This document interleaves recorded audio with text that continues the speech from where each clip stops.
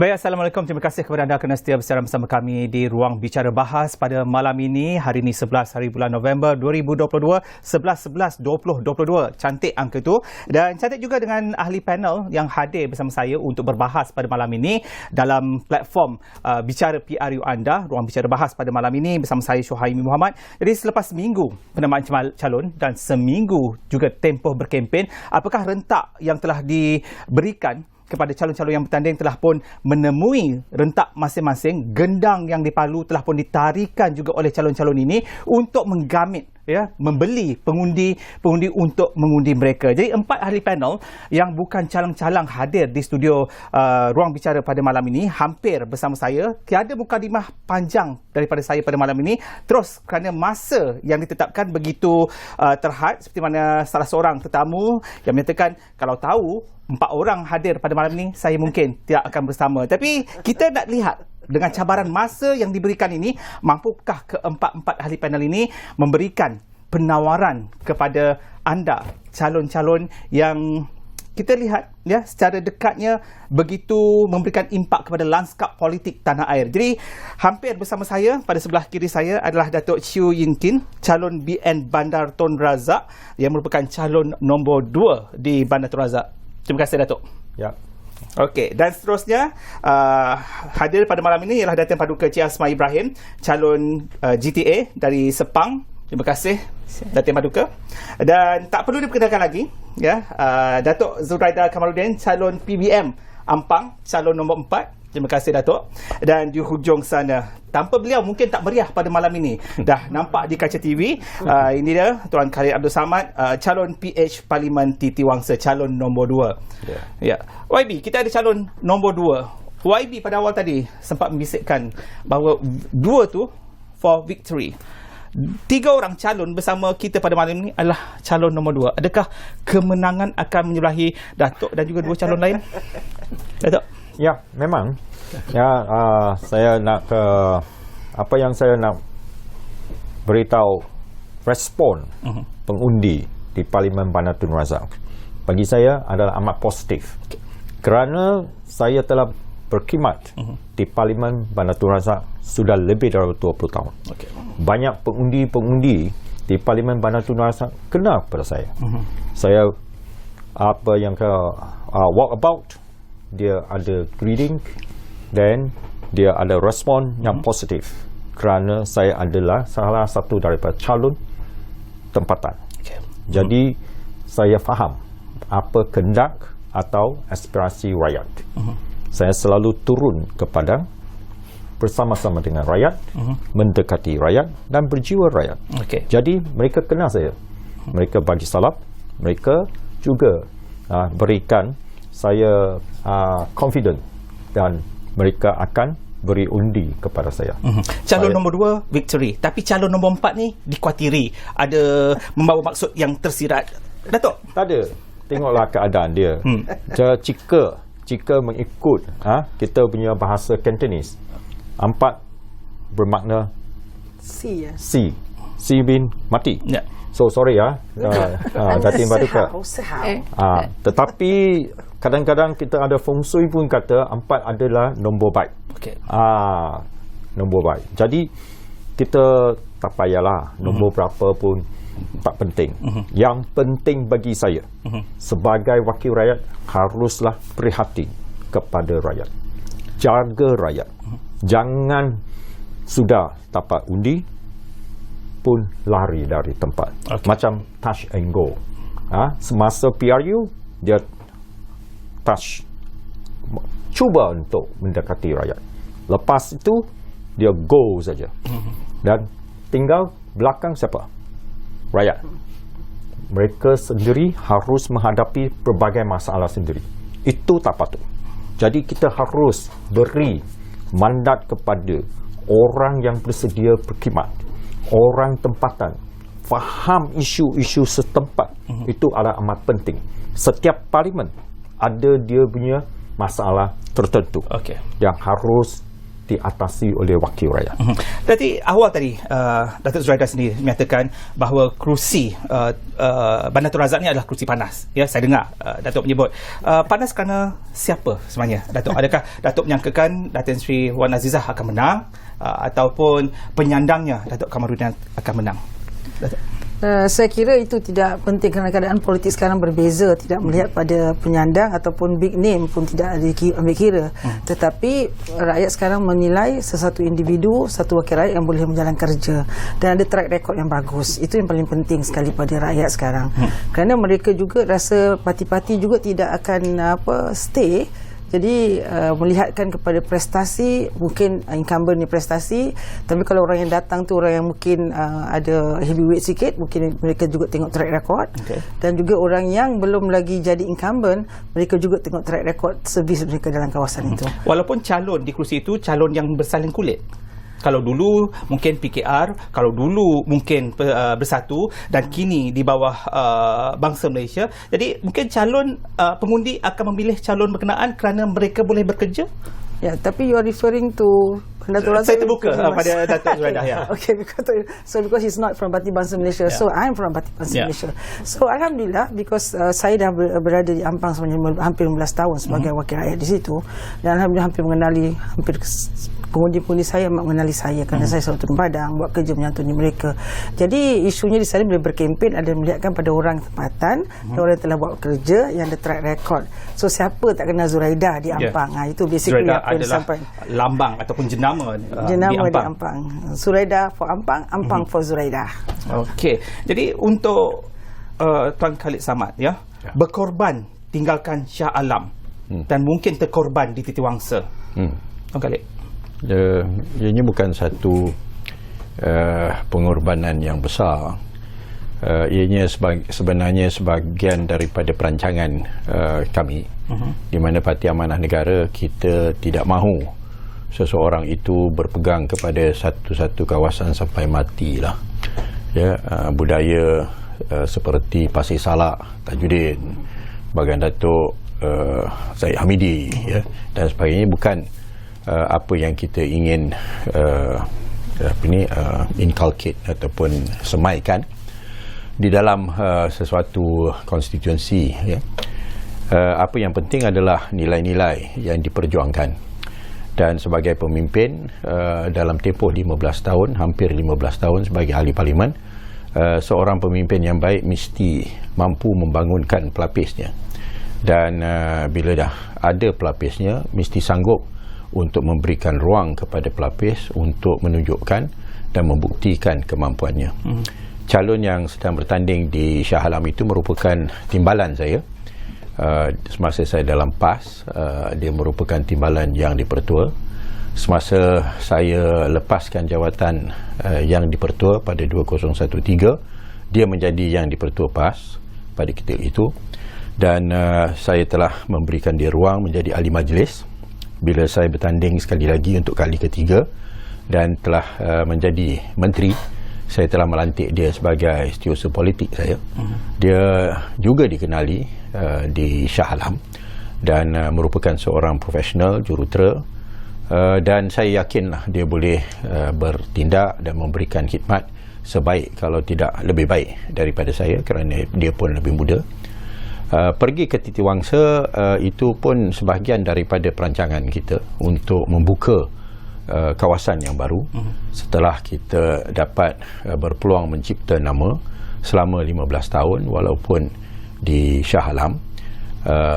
Kedudukan kita sebagai bekas Menteri Wilayah Persekutuan, ahli parlimen di Shah Alam, sebagai seorang yang memperjuangkan Kampung Baru dan membela mereka-mereka di Kampung Sungai Baru yang sedang tanah mereka ingin dirampas dengan menggunakan Akta Pengambilan Tanah. Pimpinan Parti Amanah Negara menganggap bahawa saya merupakan calon yang terbaik untuk diletakkan di Titiwangsa. Termasuklah juga track record saya dengan KLFA sebagai presiden yang telah membawa KLCT FC ke tahap pencapaian yang terbaik selama 32 tahun, menjadi juara Piala Malaysia maka dianggap bahawa mungkin ada traction jugalah dengan pengundi-pengundi muda. Maka saya pergi bukan untuk dikorban, tetapi untuk menambah kawasan, dan saya haraplah bahawa warga Titiwangsa, pengundi-pengundinya akan memberikan peluang pada saya untuk memberikan khidmat kepada mereka sebagai ahli parlimen. Sehabis daya sekuat usaha, itu hashtag yang dibawakan oleh Tuan Khalid, ya. Jadi dah seminggu sebenarnya tempoh berkempen sejak penamaan calon, dan seminggu jugalah Tuan Khalid sebenarnya membawa naratif mengapa Tuan Khalid dipindahkan ke Titiwangsa. Tak rasa buang masa ke menjelaskan untuk seminggu, masih lagi menjelaskan mengapa saya diletakkan di Titiwangsa? Tak ada satu arah tuju membawa pendekatan baharu dalam tempoh berkempen ini? Saya ingat tu agak exaggeration lah. Minta maaf lah kerana banyak ceramah-ceramah yang telah saya adakan di mana persoalan masalah yang dihadapi oleh warga Titiwangsa yang tidak diselesaikan oleh sama ada calon Barisan Nasional Johari Gani semasa dia menjadi ahli parlimen, malahan menjadi menteri kewangan 2 di bawah Najib Razak. Telah pun juga saya utarakan, termasuklah masalah pembangunan kampung baru, masalah kampung Sungai Baru, masalah PPR, trafik dan sebagainya, yang insya-Allah dengan pengalaman saya sebagai menteri wilayah, saya yakin bahawa saya boleh memberikan penyelesaian yang lebih tuntas lah berbanding dengan apa yang sedang dilakukan. Sebenarnya semasa kita menteri wilayah, di antara program-program yang dilakukan ialah untuk meletakkan PPR ini di bawah jagaan pemaju, maka setiap satu pemaju diminta untuk mengambil PPR itu sebagai kawasan angkatnya, dan menjaga kawasan PPR, menjaga facilities di PPR, kerana kita tahu bahawa kutipan yang diperolehi oleh dia punya GMB ke ataupun Persatuan Penduduk ke tidak mencukupi,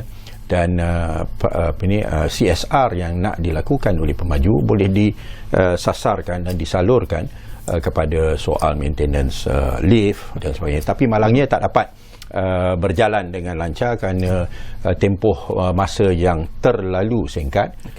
Dan saya rasa isu kampung baru pun memang perlu penyelesaian yang muktamad. Okey, jadi untuk 3 ahli panel pada ketika ini, Tuan Khalid berjaya mencuri masa saya membiarkan, dan mungkin selepas ini untuk Datuk Zuraida dan juga selepas ini untuk Datin Paduka boleh mencelah untuk memberikan penerangan mengenai apa perancangan untuk kawasan masing-masing. Saya melihat Tuan Khalid telah berjaya mencuri masa saya untuk memberikan penerangan untuk pusingan yang ini, dan saya beralih kepada Datin Paduka Cik Asmah Ibrahim.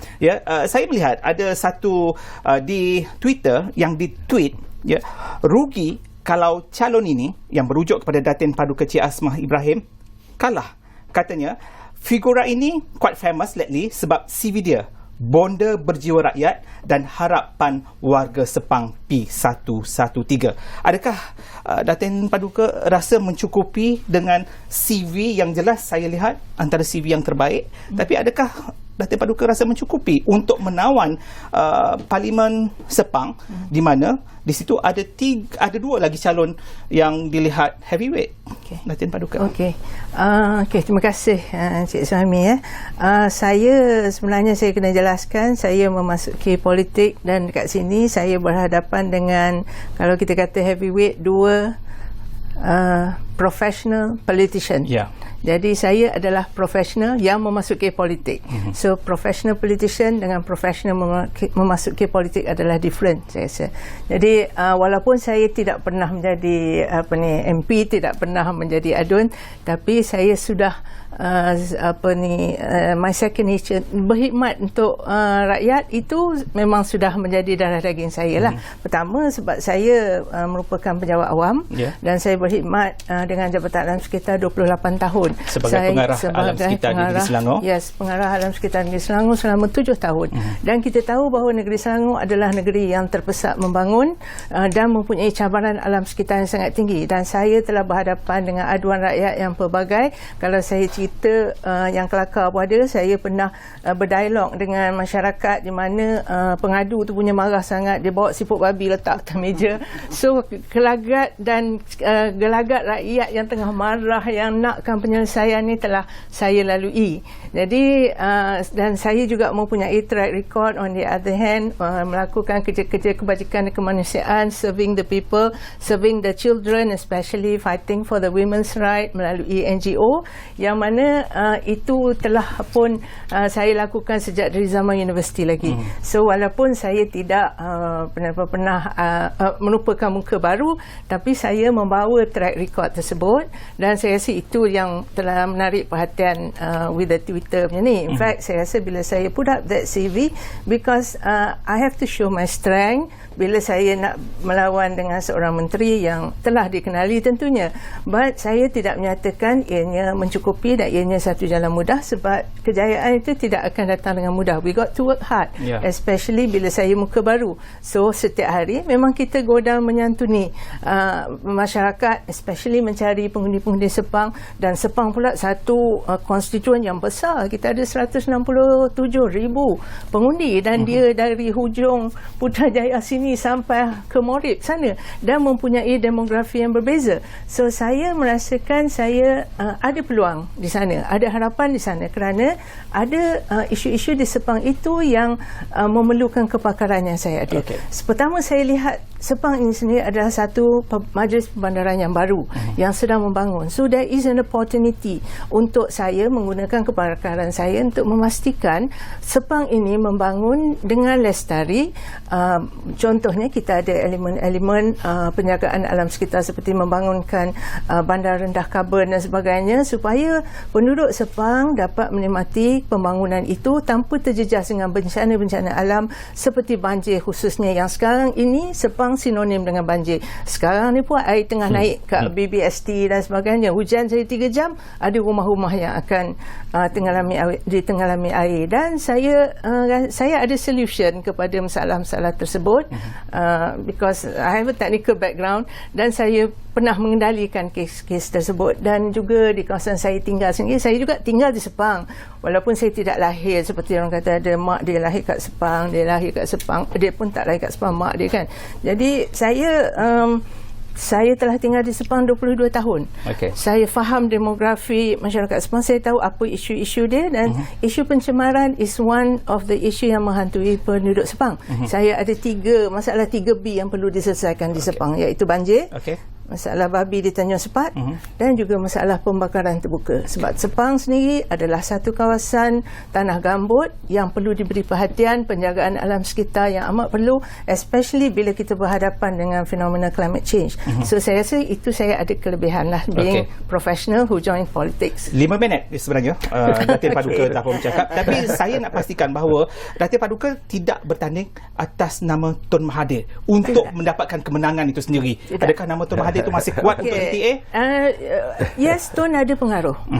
Tetapi ada masa memang penyokong-penyokong Tun memberi sokongan, dan pada masa yang sama saya juga ada kekuatan saya tersendiri yang I have to sell to penduduk Sepang. Dan itu juga membantu. We have to have this combination lah. Tun M masih berpengaruh? Saya rasa iya. Kerana kalau tidak mana mungkin Datin akan menyertai partinya. Betul. And she's not the only one. Dan saya tak curi pasal dibenarkan. Kalau curi itu kalau tak dibenarkan. Cakap. That's why she goes on. Baik, boleh mencelah sebenarnya. Kalau ada rasa nak mencelah, boleh mencelah. Saya free flow. You see kan, kalau pembangunan di Sepang tu kan, memang Tun punya jasa membangunkan KLIA, which made Sepang as a gateway to Malaysia. Tun juga membangunkan F1 dan Tun juga membangunkan Cyberjaya. So saya rasa itu adalah landmark yang related to Tun. Tapi kita tidak boleh terus dihanyut dengan kenangan yang telah pun dibangunkan oleh pemimpin-pemimpin yang terdahulu. Datuk, Datuk tak ada branding nama yang besar. Kalau Datuk Zuraida, Ampang, is for Datuk Zuraida, Zuraida is for Ampang. Tapi Datuk tak ada di Bandar Tun Razak. Apa jenama yang boleh Datuk berikan? Sebab kita lihat dekat situ ada 2 susuk nama besar penyandangnya dan juga orang luar, Datuk Seri Wan Azizah yang akan bertanding di Bandar Tun Razak. Ya, branding. Ya. Ada juga, bukan tak ada, Bandar Tun Razak di hatiku. Okey. Itulah brandingnya. Sudah berkhidmat sana 20 lebih tahun. Okey. Saya tak lari. Yang pentingnya Barisan Nasional jadi pembangkang selepas PRU 14. Saya tetap berkhidmat di sana, tetap di sana, tak lari. Jadi Bandar Tun Razak adalah di hatiku. Yang pertamanya. Yang pentingnya saya turun ke padang. Jadi apa yang pentingnya, suara rakyat kita harus dengar. Okay. Apa sebenarnya rakyat kehendaki dan bagaimana sebagai pemimpin setempat ini boleh menunaikan hasrat atau aspirasi rakyat. Itu adalah amat penting. Bagi kawasan Parlimen Bandar Tun Razak, dia ada dia punya permintaan. Khususnya pemuda-pemuda. Apa mereka kehendaki? Yang pertamanya, mereka kehendakan perumahan. Adakah apa-apa perancangan sebagai wakil rakyat dalam segi perumahan? Saya memang ada. Saya ada memberi aku janji bahawa pembangunan semula Taman Ikan Mas ini harus dijalankan. Tidak boleh tunggal lagi. Okey? Selepas PRU 14, pembangunan semula Taman Ikan Mas ini terkendala. Stop. Completely. Okay. Sampai hari ini belum mula kerja lagi. Sudah 4,5 tahun. Apa wakil rakyat buat? Mengapa pembangunan semula Taman Ikan Mas ini penting? Kerana dia adalah satu pembangunan yang memberi manfaat kepada penduduk-penduduk setempat yang kurang berada. Okay. Dia ada dalam golongan B40. Dari satu rumah, 1 bilik atau 2 bilik kepada 3 bilik yang bersaiz 850 kaki persegi. Pelbagai masalah telah timbul selepas PRU 14. Projek pun berhenti. Dan saya berharap selepas PRU 15 ini, jika saya ada rezeki memenangi Parlimen Bandar Tun Razak, saya akan memastikan projek pembangunan semula Taman Ikan Mas ini akan bermula. Tak akan terkendala lagi. Saya berharap pengundi-pengundi di Parlimen Bandar Tun Razak, khususnya di kawasan Taman Ikan Mas, harus beri sokongan kepada saya. Berilah saya mandat untuk memperjuangkan hak-hak yang selama ini mereka impiankan. Okay. Sudah berapa tahun? Sudah lebih daripada 10 tahun. Mungkin 12-13 tahun. Adakah projek ini akan tenggelam selepas PRU 15? Jika tak nak projek ini tenggelam, undilah calon Barisan Nasional. Undilah Datuk Chiu. Okey, itu yang dibawakan. Bagi Tuan Khalid, untuk Kampung Baru, apa yang ditawarkan? Seperti mana yang semua tahu, semasa saya Menteri Wilayah, saya telah cuba untuk mendapatkan persetujuan penduduk untuk menjual tanah mereka kepada kerajaan supaya kerajaan boleh membangunkannya mengikut satu master plan pembangunan yang terancang dan yang holistik lah ya. Malangnya selepas 22 bulan kita telah mendapat 60% persetujuan daripada pemilik tanah. Hanya ada dalam 40% lagi yang pihak Perbadanan Kampung Baru telah usahakan secara small group bincang dan kita cadangkan ataupun kita target bulan 6 ya, untuk nak dapatkan balance lah. InsyaAllah kalau saya menjadi sebagai ahli Parlimen Titiwangsa, yang mana Kampung Baru berada di dalam Titiwangsa, ada 2, iaitu saya akan usahakan supaya perancangan pembangunan Kampung Baru itu akan dapat dijalankan. Dan yang kedua, Kampung Sungai Baru yang bukan sebahagian daripada Malay Agricultural Settlement, tetapi dia masih dalam sebahagian daripada Kampung Baru. Dia tanahnya bukan tanah reserve Melayu, tanahnya tanah leasehold yang terbuka. Sekarang ni pihak kerajaan Barisan Nasional sedang mengusahakan untuk menggunakan akta pengambilan tanah dengan paksa merampas tanah itu daripada pemilik-pemiliknya dengan membayar pampasan yang tidak munasabah, iaitu bagi flat lebih kurang dalam RM400 sekaki persegi, bagi tanah teres lebih kurang dalam 550 sekaki persegi. Sedangkan tanah emas itu sendiri yang penuh dengan sekatan, hanya orang Melayu boleh miliki, hanya orang Melayu boleh sewa, boleh duduk dan sebagainya, saya telah tawarkan 1,000 sekaki persegi. Bila saya tawarkan 1,000 sekaki persegi, UMNO bising, PAS bising, semua bising, kata murah sangatlah, apalah dan sebagainya. Tapi sekarang ni bila Kampung Sungai Baru yang di pinggiran Kampung Baru ditawarkan ataupun dipaksa harga yang sedemikian rupa, semua diam. Dia termasuklah calon Barisan Nasional Jogani, dia mengatakan itu saya punya kerja, which is of course semua orang tahu benda ni telah diusahakan sejak 2016 dan ianya merupakan satu perkara yang pemilik memang membantah dan mereka tak ada tempat untuk merayu kecuali pada saya, walaupun pada ketika itu saya ahli Parlimen Shah Alam. Tetapi oleh kerana mantan Menteri Wilayah, maka mereka datang jumpa saya di Shah Alam, minta saya membela nasib mereka. Okey, jadi Kampung Sungai Baru dan Kampung Baru cukup dekat di hati Tuan Khalid. Ada kawasan lain pun ada banyak juga. Banyak, tapi antaranya dua perkara ini yang dilihat mempunyai masa. Okey, Datuk, untuk Ampang. Okey. Untuk Ampang, alhamdulillah, because saya dah lama 19 tahun. Kalau orang Cina panggil saya Chulaita, budak-budak panggil Aunty Zoo. Kalau anak-anak muda sekarang, saya tak khawatir dengan pemuda muda kerana waktu saya di situ dah 15 tahun, anak-anak tu umur 3 tahun. Sekarang 18 tahun. Dia dah kenal saya waktu saya pergi ke sekolah, jumpa ibu bapa mereka. Jadi orang-orang muda juga tidak menjadi isu untuk saya. Dan apakah pembangunan di Ampang ketika saya menjadi Menteri KPKT, banyak infrastruktur yang telah saya bina, sumbang untuk di Ampang, kerana Ampang is a very densely populated area yang sangat pesat, yang sangat padat, dan infrastruktur tak boleh buat apa-apa lagi dah. So unless you burn them macam Allah jelah.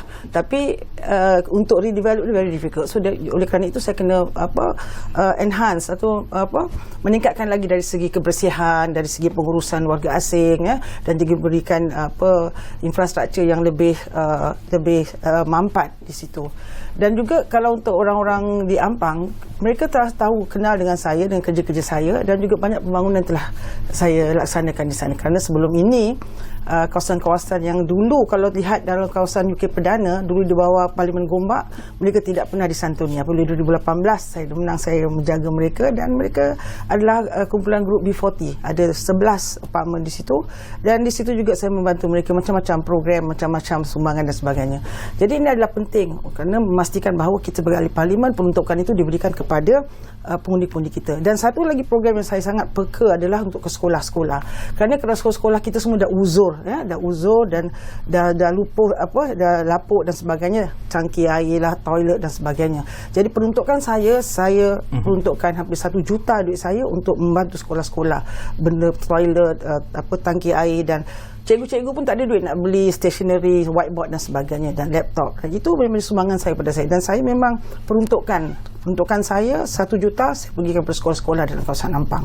Jadi ini satu perkara yang saya amat prihatin, kerana pendidikan anak-anak sekarang mesti diberikan keselesaan. Dia ada future leaders. Mereka akan jadi pemimpin di masa depan. Jadi mesti memberikan mereka ke dalam persekolahan yang sangat selesa agar mereka juga boleh belajar dengan baik. Ini jadi menjadi saya terpaksa mengakui dengan apa yang telah pun diberikan oleh Tuan Khalid dan juga Datuk Zuraida, kerana dari segi profilnya Datuk juga merupakan Menteri Perdagangan dan juga merupakan bekas Menteri Perumahan dan Kerajaan Tempatan. Ia telah pun membuktikan bahawa sikit sebanyak Datuk telah pun berjaya mencatatkan nama dalam kerusi kabinet dan berjaya memberikan impak kepada lanskap politik dan juga pembangunan negara bangsa Malaysia itu sendiri.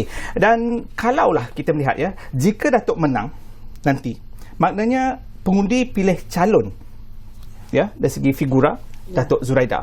Tapi kalau Datuk kalah, mungkin sebab kerana Datuk tukar parti.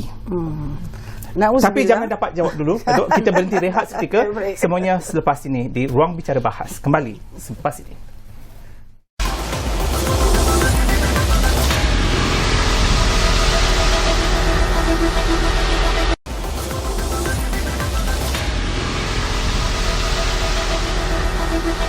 31 minit berlalu, kita ada kurang lebih hanya 5 minit untuk setiap calon kita memberikan hujah mereka selepas ini. Dan tadi sebelum kita berhenti, satu soalan saya gantungkan kepada Datuk Zuraida. Silakan Datuk. Saya kira begini, walaupun saya ada 9 yang bertanding dengan saya, 8 sama saya 9, tapi pengundi-pengundi di Ampang melihatkan prestasi saya dan dah terbukti. Jadi kalau dia nak pilih orang baru yang luar daripada kawasan, satu daripada isu yang diperkatakan, tapi tidak terbukti lagi. Mereka semua tak pernah datang Ampang, mereka tak kenal, orang tak kenal dan sebagainya. Jadi satu advantage pada saya. Tapi namun demikian, ada 5 wanita bertanding dalam Ampang. Saya amat mengalu-alukan, meraihkan mereka kerana wanita dah ada keberanian untuk bertanding. Saya memang go for women empowerment. Jadi saya suka kalau lebih ramai wanita bertanding kerana saya percaya saya nak ramai lagi wanita dalam Dewan Rakyat. Kerana ia akan membawa balance kepada pandangan dan juga pembangunan negara.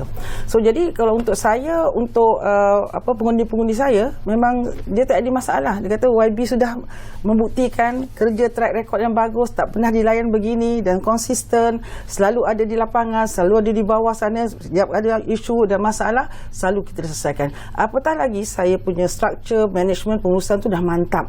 Jadi setiap JDM tu saya sudah jawatan kuasa awal-awal lagi daripada saya bermula. Jadi mereka bekerja mengikut JDM. Jadi mereka serve the people dalam JDM masing-masing dan mereka mengambil isu dan menolong siapa yang susah dan sebagainya. Jadi pejabat saya pun memang selalu ada makanan, ada barang, mereka can just walk in and take apa yang dia nak dan sebagainya. Begitu juga dengan komputer dan laptop dan wheelchair dan sebagainya, it's always there untuk membantu mereka instantly dengan serta-merta. Kalau tidak lambat kan nak ambil dan sebagainya. Jadi ini adalah servis yang saya telah beri, yang mereka rasa sangat puas hati dan mereka agak sayang dengan saya.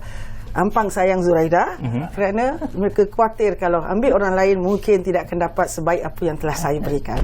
Jadi Datin Paduka kena mencari seseorang untuk terus sayang GTA di Sepang. Jadi kalau saya katakan isu ataupun manifesto yang dibawakan oleh Datin Paduka, isu alam sekitar agak ketinggalan. Ya, kita faham kerajaan ada dengan SDG-nya, ya, matlamat itu semua ada. Tapi pengundi, adakah mereka nak sangat dengar cerita alam sekitar? Dia nak dengar politik pembangunan. Mereka nak apa boleh Sepang akan jadi apa selepas ini? Datin Paduka. Okey. Dia macam ni saya sebab saya tak ada track record sebagai wakil rakyat tu kan. Jadi pendekatan saya adalah lebih bertemu dengan pengundi, mendengar permasalahan mereka, lebih banyak mendengar apa isu-isu mereka bangkitkan. Isu utama yang dibangkitkan oleh penduduk Sepang adalah, pertama, minta maaf saya kena cakap ni, mereka amat kecewa dengan wakil mereka yang lepas kerana tidak dapat dikesan di kawasan. Itu satu faktor. Jadi banyak suara-suara mereka tidak dapat dibawa ke atas. Walaupun Sepang ni kita tengok satu majlis perbandaran baru yang sedang pesat membangun, tetapi sebenarnya keperluan penduduk itu tidak seimbang. Pembangunan perumahan itu terlalu pantas dan tidak dapat memenuhi keperluan-keperluan infrastruktur yang lain. Kawasan-kawasan perumahan yang dibangunkan itu, sekolah tak cukup, tadika tak cukup, lampu jalan tak menyala. Kalau Cik Ridwan lalu kat Sepang tu, segelap-gelapnya, masalah keselamatan, aksiden maut dah beberapa kali berlaku. Saya pun drive malam, saya tak nampak divider jalan tu. Even the divider pun tak ada macam cat eyes tu kan yang mengasingkan. So masalah saliran yang tidak betul, sebab tu berlaku banjir. Sungai-sungai tu tidak di-maintain dengan baik, tidak dikorek. Yang itu saya memang tahu dan saya memang kerja saya turun padang. Saya rasa saya pun kenal, Zuraida pun tahu kerja-kerja saya. Memang saya go to the site, saya listen to people dan saya rasa itu kelompokan yang ada yang saya boleh fill up. So I'm hearing the people punya grievances dan saya mengambil ni dan saya bukan nak membawa isu alam sekitar saja, tetapi ianya berkait dengan the whole pembangunan of Sepang. Bila isu alam sekitar ini dapat diselesaikan, ia akan boleh menjadikan Sepang ini sebuah bandar yang sejahtera, bandar yang sesuai untuk kehidupan rakyat. Dan bila kita kata isu banjir ni memang itu menghantui penduduk Sepang. Ada kawasan yang penduduknya 1 tahun 13 kali kena pindah. Saya pergi tengok rumah dia, dia punya lantai kopek-kopek dah sebab hujan saja air naik, hujan saja air naik. Dan mereka penduduk bawa saya tunjuk ni sungai yang melempar, ni cara ban dibuat. Ban ni bila hujan sikit habis ban pun roboh. So banyak benda-benda teknikal yang perlu diatasi dan suara mereka ni tidak pernah diangkat oleh wakil yang lepas. Jadi ini saya rasa ini satu yang perlu diperbaiki. Okey, saya mencelah di sini. Okey, saya ditegur tadi oleh Tuan Khalid, jangan jangan guna istilah mencuri itu. Okey. Apa pun sebenarnya kita melihat tadi disebut oleh Datin Paduka, calon lepas adalah dari PKR di Sepang, ya. Jadi kalau jadi calon yang tak perform ni, dua term tak perform, mewakili parti yang diwakili oleh Tuan Khalid sendiri. Tak apa. Dia itu memanglah penilaian masing-masing, ya. Tapi hakikat bahawa dia menang kali kedua menunjukkan bahawa pengundi tidak berpuas hati dengannya, ya. Kalau dia pengundi tidak berpuas hati dengannya, mana mungkin dia boleh menang kali kedua. So ini merupakan satu pandangan dan tak kisahlah tsunami ke apa, tetapi hakikatnya agak sukar untuk kita nak menghakimi dalam keadaan dia tidak ada di sini, ya. So dia pun mungkin ada kelemahan, kita tak nafikan, mungkin ada area-area yang tertentu dia tak dapat selesaikan, tetapi hakikatnya dia menang kali kedua. Dan saya yakin kalau dia diberikan peluang untuk bertanding untuk kali ketiga, dia akan memberikan saingan yang sengit kepada calon-calon yang lain. Tapi kalau nak cakap tentang calon yang tak perform, yang sebenarnya ialah yang bekas ahli parlimen di Titiwangsa.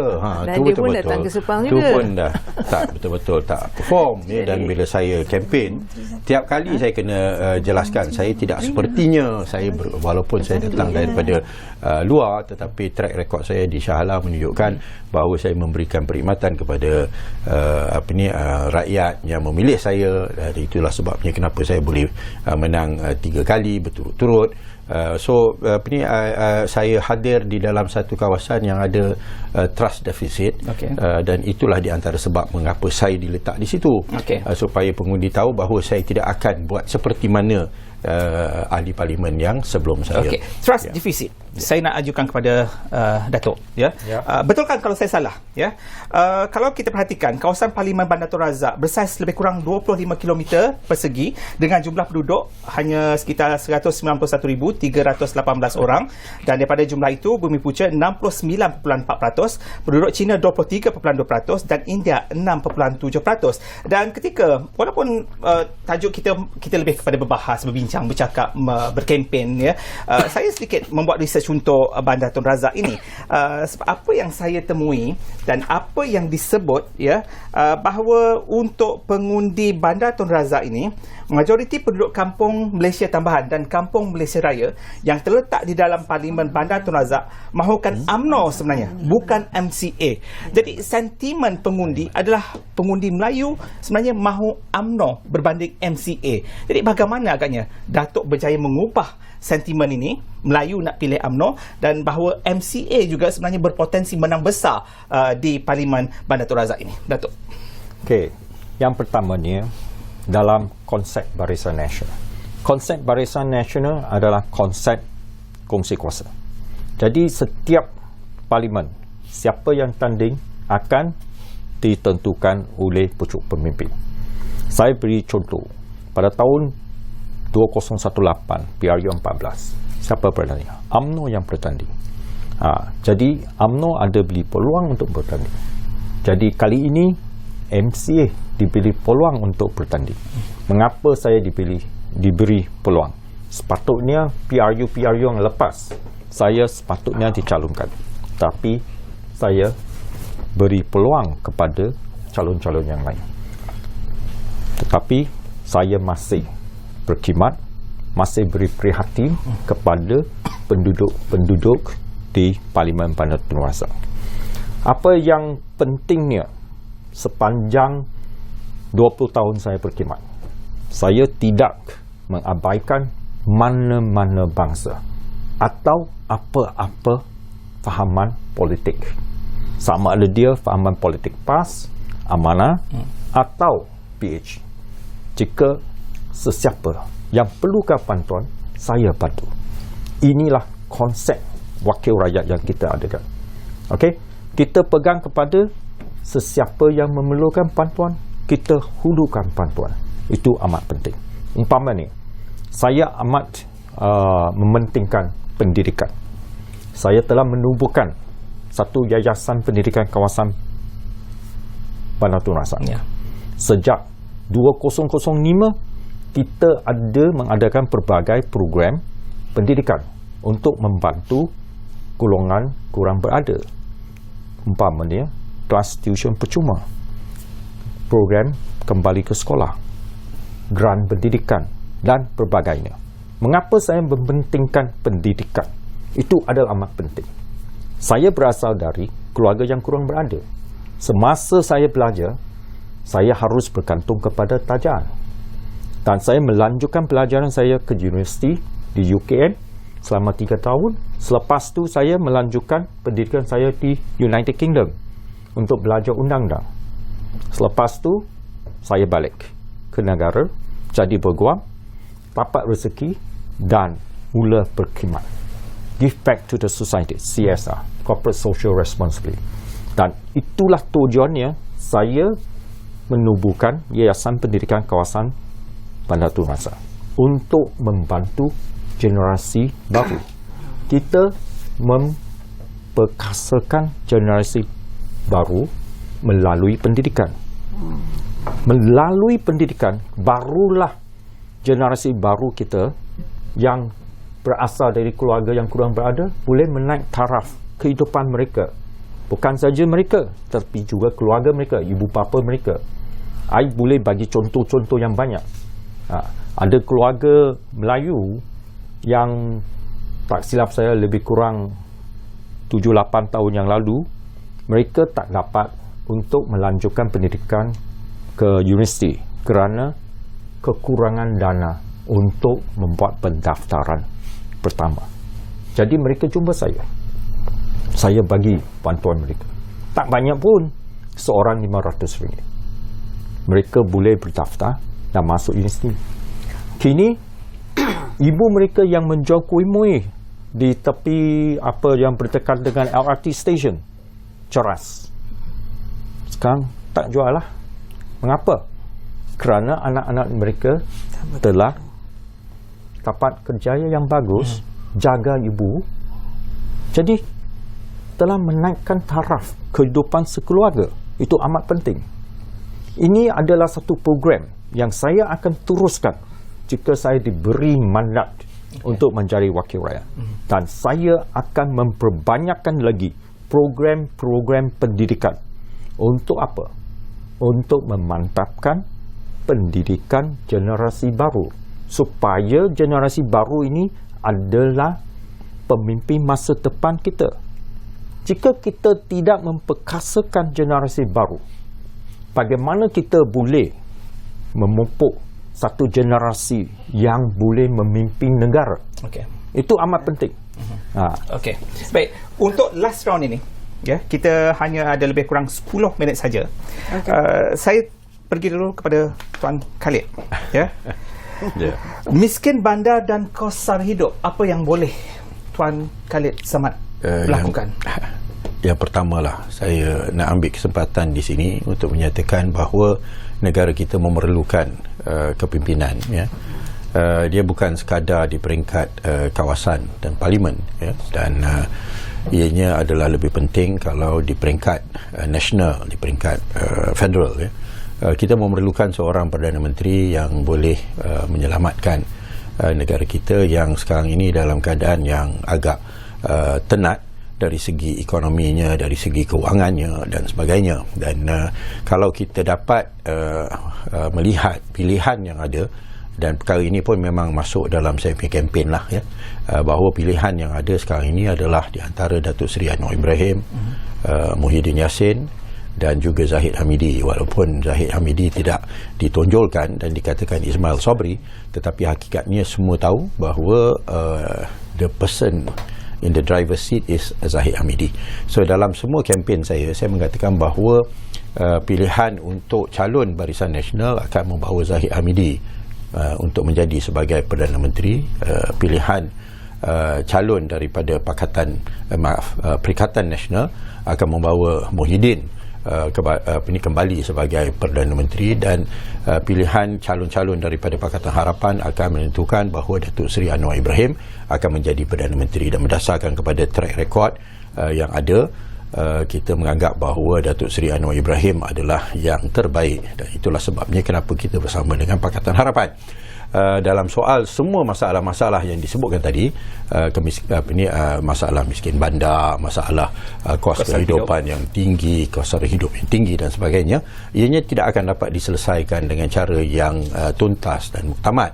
Sekiranya kerajaan di peringkat nasional itu sendiri masih lagi terlibat dengan masalah ketikirisan, kebocoran, salah guna kuasa dan sebagainya, maka perjuangan yang telah dibawa pada PRU 14 yang telah mendapat sokongan daripada rakyat, yang dikatakan tsunami yang telah berlaku pada ketika itu, perlu diteruskan.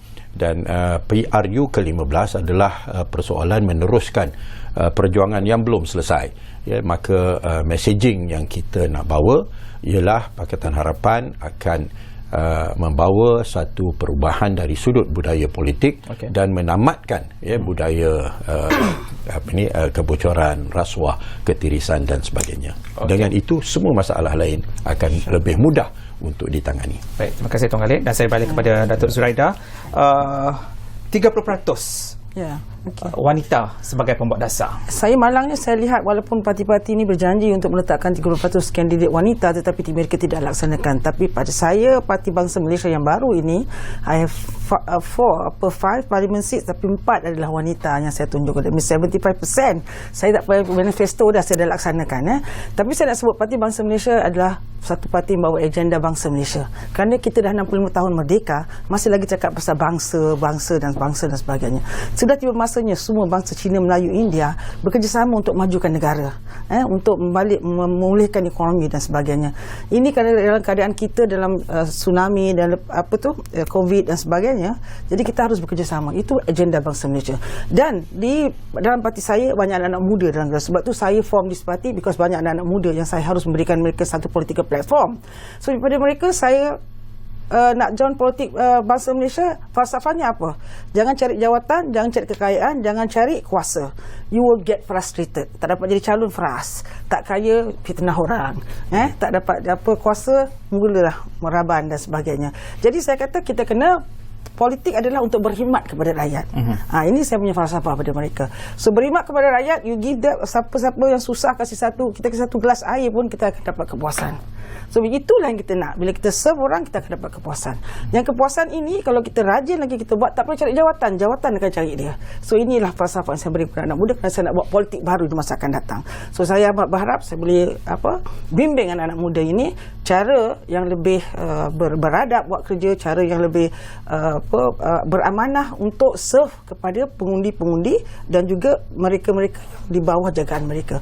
Ini menjadi paling penting bagi saya. Datin Paduka, politik baru dan kerajaan campuran. Okey. Saya nak sentuh sikit about 30% women. Kami di GTA yang bertanding atas logo Pejuang, walaupun kami ni parti baru, tapi kita telah berjaya meletakkan 20% wanita sebagai calon, berbanding dengan parti-parti lama yang hanya meletakkan 11% UMNO dan juga Perikatan Nasional yang walaupun menteri wanita ada di situ tapi hanya 9%. Jadi itu kita kena tahu. Kami walaupun ni tapi kita menengahkan wanita sebab kita rasa memang wanita ni mempunyai keupayaan dan peranan berdasarkan kepada pakar-pakar bidang yang mereka terajui lah. Okey, kita cakap mengenai politik baru, kerajaan campuran. Pada saya possible, yes. Saya menjangkakan juga mungkin tidak ada parti dominan yang besar. Jadi apabila berlaku keadaan tersebut, pada saya kualiti calon itu adalah amat penting. Sebab kalau 222 calon di parlimen yang dipilih oleh rakyat Malaysia itu adalah orang-orang yang berkualiti, orang-orang yang mengamalkan servant leadership, yang sentiasa sedia to serve people, dan saya rasa insya-Allah tak kisah dia dari parti mana pun, apabila kita menubuh kerajaan, Malaysia will get the best untuk rakyat Malaysia. Sebab saya bukannya orang politik dari track recordnya, dan sebagai aktivis NGO, sebagai penjawat awam, saya pentingkan khidmat kepada masyarakat, dan memberi khidmat itu untuk menghasilkan impak. Maknanya we want to create impact bukan create gimmick. Kadang-kadang ramai orang ni tapi hanya create gimmick. So even kita di dalam NGO, we have tools to measure the impact kita buat. Jadi itulah saya rasa apa yang saya tidak dapat menjanjikan bulan dan bintang, tetapi saya hanya dapat berjanji yang saya bersedia untuk berkhidmat sebaik mungkin kepada rakyat Sepang sekiranya saya diberi peluang untuk menyantuni mereka. So berilah peluang untuk muka baru, nilailah pemimpin sebaik-baiknya insya-Allah supaya itu 222 ahli parlimen kita adalah orang-orang yang berkualiti. Ya, baik. Dan sekali untuk Datuk Boleh Chiu. saya jawab Ringkas, tapi Datuk Chiu ada jawab soalan daripada saya. Ya. Okey, saya Okey. cuba. Okey. Yang pertama dia ada bawa dua isu. Isu Perdana Menteri. Okey. Ya. Barisan Nasional sudah berkali-kali katakan calon Barisan Nasional Datuk Seri Ismail Sabri. Okey. Tak ada calon yang lain. Yang pertamanya. Kita Tapi tak yang percaya. pentingnya Barisan Nasional ada Prime Minister material seperti Khairy Jamaluddin. Ya. So kita ada succession plan. Bukan saja seorang saja. Tak ada succession plan. That's very important. Because We have sebagai succession satu plan as well. parti kita harus ada succession plan. Yes. Jadi jangan katakan kita nak angkat Ahmad Zahid. Bukan. Datuk Seri Ahmad Zahid kita tak angkat jadi Perdana Menteri. Yang kita angkat untuk menjadi Perdana Menteri ada Datuk Seri Ismail Sabri. Ya. Yang pertamanya. Yang keduanya, jika kita nak ekonomi yang parti mana yang boleh tapil dan urus ekonomi dengan baiknya, kita boleh banding. Sebelum PRU ni 14. Apa berlaku dengan keadaan ekonomi? Semasa pemerintahan PH, selepas PRU 14. Apa keadaannya? Ekonomi kita runtuh. Tak ada pula. Mengapa saya kata macam tu? Kita soft. Buah kelapa sawit yang ada di atas pokok. Jika anda petik, you hanya get it be rotten. Buang saja. Why? You cannot sell. Mengapa keadaan macam ini? For the 22 months, semua rakyat menderita. Pada masa 22 bulan itu, cukai pendapatan macam mana? Bagaimana kerajaan PH menindas? Ini penyaga-penyaga ini. Okey. So, selepas tu Perikatan Ringkas. Nasional. Perikatan Nasional serah ambil. So, I just secara ringkasnya, Okey. Perikatan Nasional, tagline apa? Kerajaan gagal. Fail government. Sebenarnya soalan itu adalah soalan saya yang tak boleh dijawab walaupun saya tak ajukan. KJ saya dah jadikan sebagai saya punya soalan sebagai material Perdana Menteri akan datang. Akhir sekali juga sebelum kita melaburkan tirai 2 minit, Malaysia akan menjadi lebih baik jika Tuan Khalid Memilih Pakatan Harapan. Datuk Zuraida Akan lebih baik jika ada Perdana Menteri yang lebih hebat. Kualiti wakil rakyat kita adalah baik, insya-Allah Malaysia akan menjadi baik. dan Datuk. Jika nak ekonomi baik, undi Barisan Nasional. Barisan Nasional hanyalah satu parti yang boleh mendapil urus ekonomi dengan baik. Baik, terima kasih daripada Dan 60 tahun empat dah boleh tetamu keluar. saya, Datuk Chiu Ying Ji dan juga Datuk Datin Paduka Cik Asma Ibrahim, Datuk Zuraida Kamaluddin dan juga Tuan Khalid Abdul Samad dari Ruang Bicara Bahas melabuhkan tirai. Moga apa yang kami bincangkan, apa yang kami perdebatkan hari ini sedikit sebanyak memberikan sedikit gambaran tentang future politik Malaysia selepas PRU yang ke-15 ini. Jadi pastikan anda terus bersama kami di Bernama TV untuk bicara PRU anda. Semuanya di Bernama TV. Assalamualaikum.